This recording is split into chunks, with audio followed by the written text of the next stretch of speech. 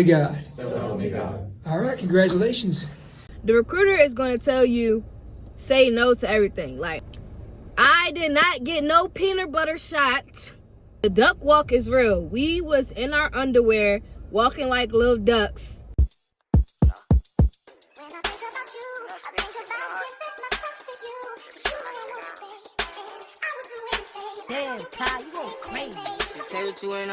What's up, y'all? Welcome to or welcome back to my channel. If you don't know, my name is Marissa and I've been in the Army for 2 years.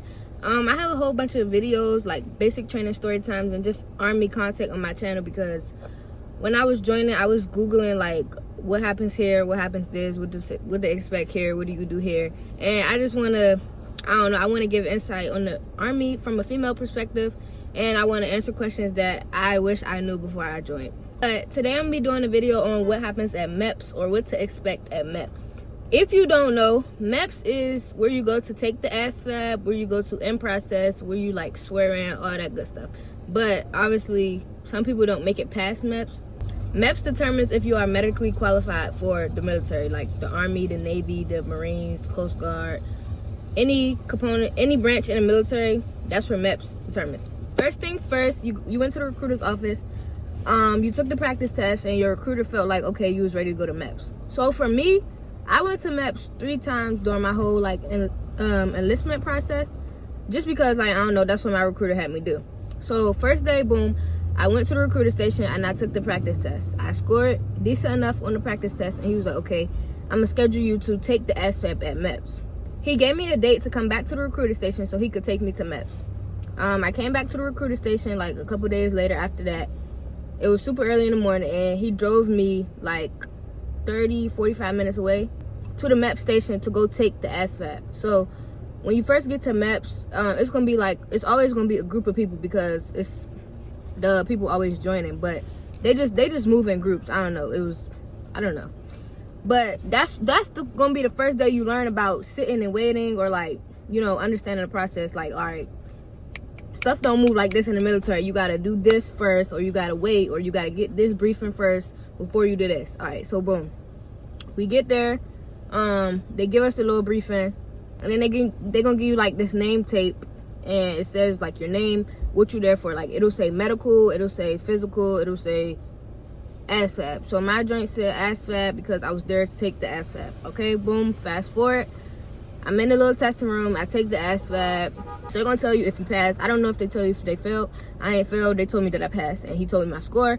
Told me to go call my recruiter. So I went to the little lobby area where my phone was at. Oh yeah, you put your phone in the locker too, because obviously you can't cheat on the test. I called my recruiter, and he was like, okay, this is what you got. I'll be there to pick you up. And boom, my recruiter picked me up. I went back to the recruiter station, and then we sat down. He printed out this little paper, and it gave me all of the jobs that I was eligible for. I was just looking through. He told me like, go home, just like, you know, do your research on the jobs. Because like I told you, y'all should always do your research on everything. I went home, I did my research on the jobs, and I was like, okay, boom, these are my top 3. My top 3 was 92 Yankee, 88 Mike, and chaplain's assistant. Them was the top 3 that I chose from what I like qualified for. Obviously, it was better job opportunities, but I didn't qualify them, so that's why they was not on my top 3. So after that, I went home, I did my research and stuff, and then I told him I think I know what I want, and he was like, okay. He scheduled me to go back to MEPS. But so for this time, I stayed at a hotel. So a lot of people do it differently. Like, some of my friends that are actually in the military, they went to the hotel, then that next day they took the ASVAB, they did the physical, they did that, they They started to tell not my story. I didn't do that. I went to MEPS for 1 day, and I took the ASVAB. Then I went back to MEPS, and that's when I went to the hotel part. So this is the hotel part. Went to the recruiter station. It was like 6 o'clock one day, and he dropped me off at a hotel. So I got to the hotel, and it's gonna be a lot of people at the hotel that day. Like, I had a roommate, she was going to the Air Force. I don't actually, she did not even go, because I follow her on Instagram. She didn't even go to the Air Force. I'm sorry.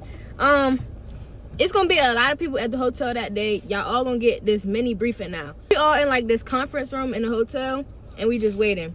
So a lady comes in there, and she like, hey, I'm a representative from MEPS, and I'll be here with y'all during the night this night if y'all need anything, blase, blase, blase, blase. She like, this is your curfew time. Don't leave out your rooms after this time. Don't leave out your rooms. I think it was like after 9. She was like, breakfast will be served at this time. The bus to MEPS will be here at this time to pick you up. If you are late, da da da da da da da da da. They're just giving you like the whole rundown of hotel rules. These are strictly hotel rules, nothing to do with MEPS yet. And then she like, I'm gonna fire y'all up. I'm gonna get y'all a room key.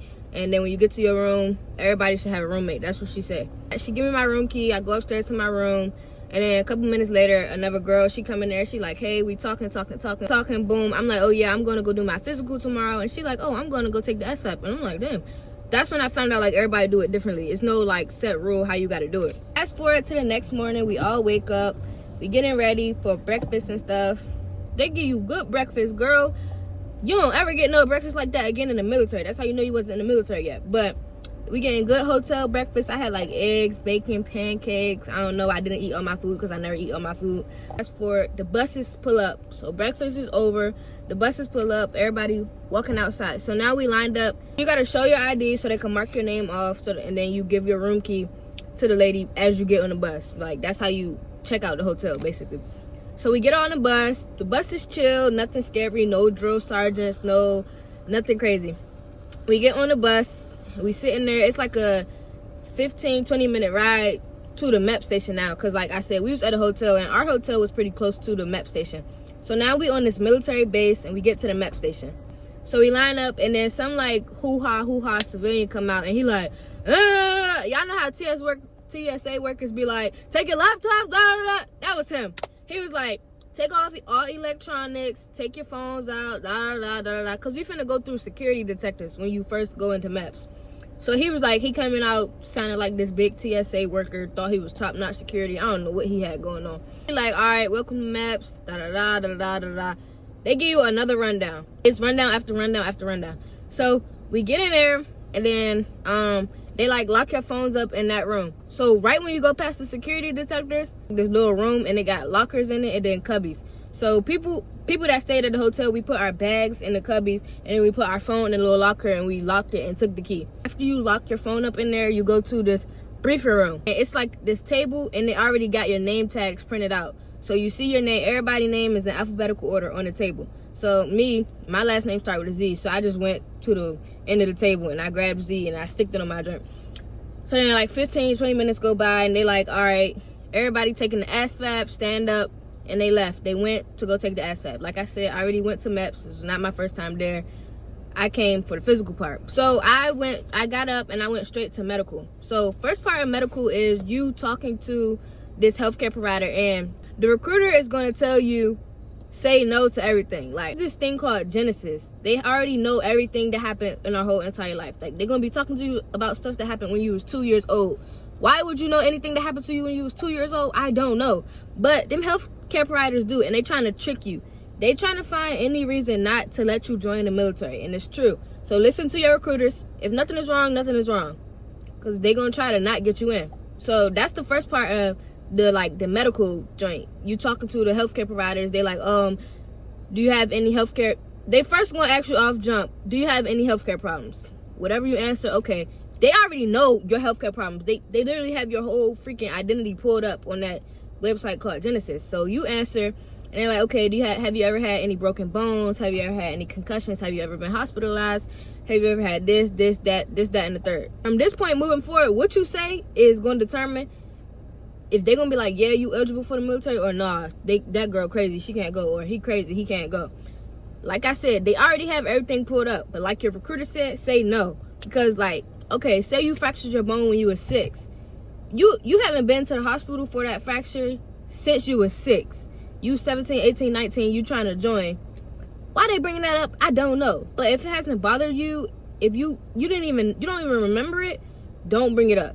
Now, I don't know if that's going to work or not, because like I said, they looking at our whole identity. I don't know if it's going to work. I don't know what to do. I don't know how to determine that. But if the shit don't bother you, the shit don't bother you, don't bring it up.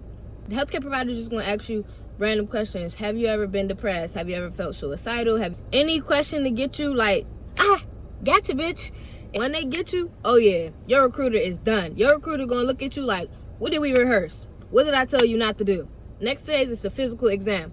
So me, I did not get no peanut butter shot. I did not get no peanut butter shot. I don't know anybody that got the peanut butter shot. When we was in basic training talking about it, nobody said they got the peanut butter shot at MEPS. So I did not get a peanut butter shot at MEPS. I always see questions, anything, not even just my YouTube, questions on TikTok. Y'all be talking about this peanut butter shot. They might have took it away, but we don't get it no more. So we get to the physical exam, and the doctors, they like, okay, this is what we're gonna have you do. We're gonna make sure like you could bend down, touch your toes.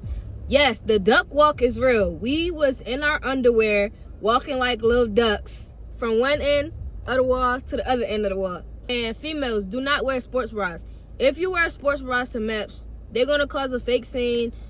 Just like, yeah, your recruiter should tell you that though, but wear a regular bra. I don't know what their problem is with sports bras, but they don't want you to have a sports bra on at MEPS for some reason. Wear a regular bra, because when you do your little duck walk and when the healthcare provider is checking like your boobs and stuff, they just want you in a regular bra. I don't know why. I mean, I know the difference. A sports bra is more secure. They want to see like they gotta check to make sure your boobs not lopsided or something. I don't know. Males, I guess y'all could just wear y'all drawers. Y'all don't wear bras anyway. Well, some of y'all do, but that's not my cup of tea to get into right now. That's the physical. The physical is super easily. They like bend your legs, stand on one leg, touch your toes, move to the side, move to the side. Just a regular physical. Like when you go, well, if y'all go to the doctor for if y'all go to the doctor for annual physicals, that's basically what the physical part is. So now you went to the healthcare provider. They ask you, are you crazy? They ask you, have you ever been hospitalized? They ask you all these questions. You answered them. Good. Now they send you to the physical part. You passed the physical. You did that. Okay, good. Next, they're going to send you to go get blood drawn. I'm not sure how much blood they draw, but I guess they just drawing blood to, like, you know, do the regular exams that they need to do. Make sure you good to, like I said, it's just a test to make sure you medically qualified for the military. Everything go good with that, you good. Boom. Next phase. If you're a female, you're going to pee in a cup. They're going to make sure you're not pregnant. Healthcare provider, physical, blood drawn. Females, you're going to pee in a cup. They're going to drug test you. They're going to pregnancy test you. They're going to do all that. Boom. You good. Next, you go to the career counselor, I want to say. This is where, so if you already knew what you got on the ASVAB, or if you just took the ASVAB that day, that's what you do at the end. You go to the career counselor and you're going to pick your job. So me, like I said, I already took the ASVAB, so I already did my research. I knew what job I wanted. So when I went to the career counselor and they was like, what job do you know what job you want? And I was like, yes, I want to be a unit supply specialist, a 92 Yankee. And she was like, okay, we have this slot available. You'll be leaving this time. And I was like, okay, cool. And then that's when she was like, I'm just talking to the girl about, because the person I was talking to, she used to be in the military, and she was telling me, yeah, that's a good job to have. It looks nice on the civilian side. Okay, healthcare provider, physical, blood drawn, pregnancy test, drug test, career counselor. I picked my job. Now she just asking about my family history, my emergency contact, just bare minimum information. Not too much, because like you're not in the military yet. You just signing up for the military. She gave me my job. I signed my contract right there. And then, like an hour or two later, we did a big swear-in ceremony. I'm going to put the video in. Do solemnly swear. Do solemnly swear. That I will support and defend. That I will support and defend. The Constitution of the United States. The Constitution of the United States. And we all swore in, took the oath of enlistment, and I had a ship date. Then my recruiter came to pick me up, and yeah, that was that. But my recruiter, he was like, do you want to go into... So the Army was releasing a new brand. It was called the Army Brand Launch. And my recruiter, he said, did I want to go? And I was like, yes. And he was like, okay, you're going to be re-enlisting, but they're going to have a special guest there because the Army was changing their brand. And this is who I met, Jonathan Majors. And it was super nice. This was for like all his incidents came on because he was in the Army commercial. I'm going to put the commercial in.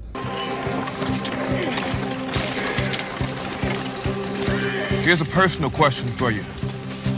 When you look into your future, do you see a life full of obstacles or possibilities? Back in 1775, the 13 colonies combined their outmatched forces into a unified army, beginning to fight for our nation's independence. And that was the first obstacle.